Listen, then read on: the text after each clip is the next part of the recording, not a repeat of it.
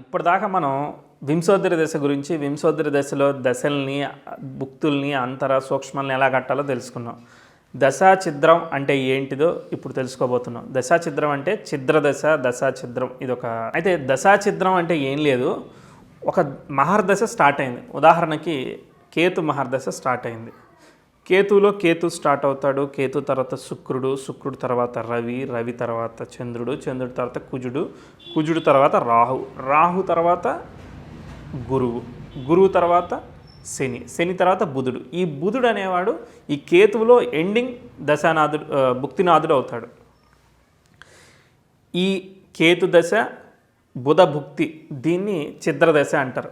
First దశానాథుడు తర్వాత భుక్తినాథుడు. ఈ ending ఏదైతే ఈ పీరియడ్ ఉందో ఈ పీరియడ్ని మనం ఛిద్రదశ అంటారు. అయితే అసలు చాలామంది ఛిద్రదశల్లో ఏదన్నా జరుగుతుంది అని భయపడుతూ ఉంటారు. బేసిక్గా ఏదన్నా నెగిటివ్గా ఊహిస్తూ ఉంటారు. ఓకే, అన్నిసార్లు ఇది ఎండ్ అయిపోతుంది ఇంకో దానిలోకి వెళ్ళిపోతుంది కాబట్టి ఏదైనా జరుగుతుంది అని టెన్షన్ పడేదానికి అవకాశం ఉంది. సో బేసిక్గా ఏ దశ ఏ భుక్తిలో అయినా ఏదైనా జరగచ్చు. ఎండింగ్ దశలోనే జరగాలని ఏమీ రూల్ ఏమీ లేదు. బేసిక్గా వీటిని ఛిద్రదశలు అంటారు. యోగించమని ఒక నానుడి అలాంటిది. అసలు బేసిక్గా దీన్ని అర్థం చేసుకోవాలంటే ఒక చిన్న ఎగ్జాంపుల్ చెప్తాను. ఎలా అంటే, మీరు హైదరాబాద్ నుంచి బాంబే వెళ్ళాలనుకుంటున్నారు.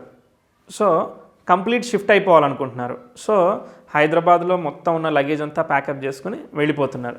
సో మీరు ప్యాకప్ చేసి వెళ్ళిపోవాలి అని అనుకుంటే మొత్తం అంతా లగేజ్ ప్యాకప్ చేయడానికి ఒక 10-15 రోజులు టైం పడుతుంది. ఇక్కడ నుంచి అక్కడికి ట్రాన్స్ఫర్ కావాలంటే అక్కడ ఏదైనా మనం ఇల్లు ఎత్తుక్కోవాలి, అక్కడ ఉండడానికి అదంతా చేయాలి. సో ఈ ట్రాన్స్ఫర్మేషనే దశా ఛిద్రంలాగా చెప్పుకోవచ్చు. ఈ వెళ్ళే వరకు ఉన్న క్రమంలో ఒక్కోసారి కొన్ని విషయాలు మనం మర్చిపోతూ ఉంటాము, లేకపోతే ట్రాన్స్ఫర్ అవ్వడానికి మళ్ళీ రావాల్సి వస్తూ ఉంటుంది. ఒక్కోసారి జర్నీ హార్డ్ అవుతుంది, ఒక్కోసారి ప్లానింగ్ ఉంటే అంతా స్మూత్ అయిపోయి ఎక్సలెంట్గా మనం షిఫ్ట్ అయిపోతాం. సో ఈ ట్రాన్స్ఫర్మేషన్ అనేది ఎగ్జాక్ట్లీ ప్రాపర్గా జరగచ్చు, ఒక్కోసారి ప్రాపర్గా జరగకపోవచ్చు. సో కాంప్లికేషన్ ఉండడానికి అవకాశం ఉంది. ఎందుకు? ప్లానింగ్ సరిగా లేకపోవడం వల్ల కాంప్లికేషన్ ఉండేదానికి అవకాశం ఉంది. వెళ్ళిన తర్వాత అక్కడ లైఫ్ ఎలా ఉంటుంది అనేది అక్కడ ఉన్న జాబ్ సిచ్యువేషన్, అక్కడ ఉన్న పరిస్థితి అది డిఫరెంట్. ఓకే, వెళ్ళే ఈ ప్రాసెస్నే ఈ ఎండింగ్ పీరియడ్ అనమాట. అంటే కేతువులో బుధుడిని ఛిద్రదశ అంటారు. అలానే ప్రతి దశలో కూడా ఎండింగ్ ఛిద్రదశ అవుతుంది. ఉదాహరణకి కేతు దశలో బుధుడు ఎండ్ అవుతాడు.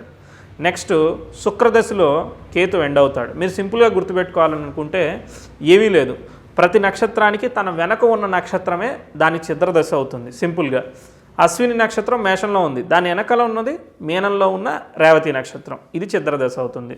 శుక్రుడి కన్నా ముందు నక్షత్రం కేతు నక్షత్రం, అశ్విని నక్షత్రం, కాబట్టి శుక్రుడిలో కేతు ఛిద్రదశ అవుతుంది. నెక్స్ట్ రవిలో శుక్రుడు, అలానే చంద్రుల్లో రవి, తర్వాత కుజుడిలో ముందుది చంద్రుడు అవుతాడు. అలానే నెక్స్ట్ రాహులో కుజుడు లాస్ట్ భుక్తినాథుడు అవుతాడు. నెక్స్ట్ గురువులో రాహువు లాస్ట్లో భుక్తినాథుడు అవుతాడు. తర్వాత శని లోపల గురువు లాస్ట్కి భుక్తినాథుడు అవుతాడు. తర్వాత బుధుడిలో లాస్ట్ శని భుక్తినాథుడు అవుతాడు. వీళ్ళందరినీ కూడా ఛిద్రదశలుగా తీసుకుంటూ ఉంటారన్నమాట. ఈ ఛిద్రదశలు ముఖ్యంగా కుజుడికి రాహు కలయికని మనం సర్పదోషంగా ఇలా కన్సిడర్ చేస్తుంటాం. గురువు రాహు కలయికని గురుచండాల యోగంగా ఇలా కన్సిడర్ చేస్తుంటాం. సో ఎప్పుడైతే వాళ్ళకి గనక సంబంధం ఉన్నట్లయితే ఆ దశలు నెగిటివ్గా యోగించేదానికి అవకాశం ఉంది. ఉదాహరణకి శని బుధులు ఛిద్రదశలు అయితే ఇప్పుడు మకర లగ్నమో లేకపోతే వృషభ లగ్నమో ఉంది. ఓకే, వృషభ లగ్నానికి ద్వితీయాధిపతి అలానే భాగ్యాధిపతి శని బుధులు అవుతారు. వీళ్ళు శుభ దృష్టుల్ని కలిగి ఉంటే పాజిటివ్ రిజల్ట్ ఇస్తారు. లేకపోతే వృషభ లగ్నానికి శని భాగ్య దశమాధిపతి బాధకుడు కూడా. సో బాధకుడు అయినందువల్ల తర్వాత ద్వితీయాధిపతి అయిన బుధుడు మారకుడు అయినందువల్ల ఒకసారి హెల్త్ ఇష్యూస్ కూడా వచ్చేదానికి అవకాశం ఉంటుంది. ఇదే మకర లగ్నాన్ని కూడా చూసుకుంటే లగ్న షష్టాధిపతులు అవుతారు. ఒక్కోసారి ఇలాంటి ఛిద్రదశలు జరిగే టైంలో హెల్త్ ప్రాబ్లమ్స్ కూడా వచ్చేదానికి అవకాశం ఉంటుంది. సో మనం ఆ ఆధిపత్యాలతో పాటు ఈ దశా పీరియడ్లు ఏ వయసులో వచ్చాయి, ఎలాంటి నక్షత్రాల్లో ఉన్నాయి, దాని కాంబినేషన్లో ఎటువంటి పాపగ్రహాల సంబంధం ఉంది, ఇలాంటిదంతా పరిశీలించుకొని ఈ ఛిద్రదశలు పాజిటివ్ రిజల్ట్ ఇస్తున్నాయా నెగిటివ్ రిజల్ట్ ఇస్తున్నాయా అనేది మనం ఒక అసెస్మెంట్కి రావచ్చు. సో ఇలా మనకి ఛిద్రదశల గురించి అర్థమైంది. ఓకే, ఇప్పుడు దశా భుక్తి ఏదైనా నెగిటివ్ రిజల్ట్, పాజిటివ్ రిజల్ట్ ఇవ్వచ్చు. చిత్రదశలో మోర్ రిజల్ట్ టెండెన్సీ ఎక్కువగా ఇచ్చేదానికి అవకాశం ఉంది. అది పాజిటివా నెగిటివా అనేది డిపెండ్స్ ఆన్ దశ, తర్వాత దాని యొక్క భుక్తిని బట్టి ఆధారపడి ఉంటుంది. దాంతోపాటు వాటి మధ్య ఆ జన్మజాతకంలో ఉన్న కాంబినేషన్ బట్టి ఆధారపడి ఉంటుంది. దాంతోపాటు నవాంశని, షష్ఠాంశని అబ్జర్వ్ చేసి, అలానే మనకి ప్రోగ్రెషన్స్, తర్వాత కేపీ సిగ్నిఫికెన్స్ని తీసుకొని మనం మరింతగా ఎఫెక్టివ్గా ప్రిడిక్ట్ చేయగలుగుతాము. సో అదంతా మనం కేస్ స్టడీ పార్ట్లో డిస్కస్ చేద్దాం. ఐ హోప్ చిత్రదశ అనేది ఎలా ఈజీగా గుర్తుపెట్టుకోవాలనేది మనం ఈ యొక్క ఇమేజ్లో ఉన్న దాన్ని బట్టి ఈజీగా అర్థం చేసుకోవచ్చు. ఏమీ లేదు, ఆ నక్షత్రానికి వెనక ఉన్న నక్షత్రమే దానికి చిత్రదశకి అవుతుంది. ఎందుకంటే దశలో క్యాలిక్యులేట్ చేస్తూ ఉంటే అక్కడికి దశ ఆగిపోతుంది కాబట్టి దాని వెనక ఉన్నది. కేతువులో బుధుడు ఎలా అవుతాడు, తర్వాత శుక్రుడి లోపల కేతు ఎలా అవుతాడో మనం ఈజీగా రికగ్నైజ్ చేసుకొని గుర్తుపెట్టుకోవచ్చు. ఓ దశ చిత్రదశ. అలానే ఇంకొక డౌట్ వస్తూ ఉంటుంది. ఇప్పుడు శనిలో గురువు ఎండ్ అవుతున్నాడు కదా, సో గురువులో శని కూడా వస్తూ ఉంటాడు భుక్తిగా.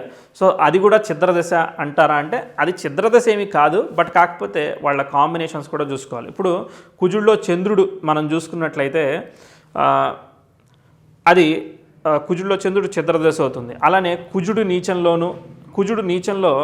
చంద్రుడి యొక్క ఇంట్లో, తర్వాత చంద్రుడి నీచంలో కుజుడి యొక్క ఇంట్లో పడుతూ ఉంటారు. సో అలాంటి సమయాల్లో ఇలాంటి చిత్రదశలు జరుగుతున్న సమయంలో ఆ కాంబినేషన్స్ ఎలా ఉన్నాయో చూసుకుని ఆధిపత్యాలను బట్టి ఎటువంటి నెగిటివ్ రిజల్ట్స్ కానీ పాజిటివ్ రిజల్ట్స్ ఎలా వస్తాయి అనేది మనం ప్రిడిక్ట్ చేయడానికి అవకాశం ఉంటుంది. ఇది ఒక ప్రతి టాపిక్ ఆస్ట్రాలజీలో ఒక చిన్న టూల్ లాంటిది, ఒక అడిషనల్ రూల్ని అప్లై చేసినట్టు. సో ఈ చిత్రదశ అనేది అలాంటి ఒక topic. Okay, thank you so much. ఇంకేదైనా డౌట్స్ ఉంటే కింద కామెంట్ చేయండి.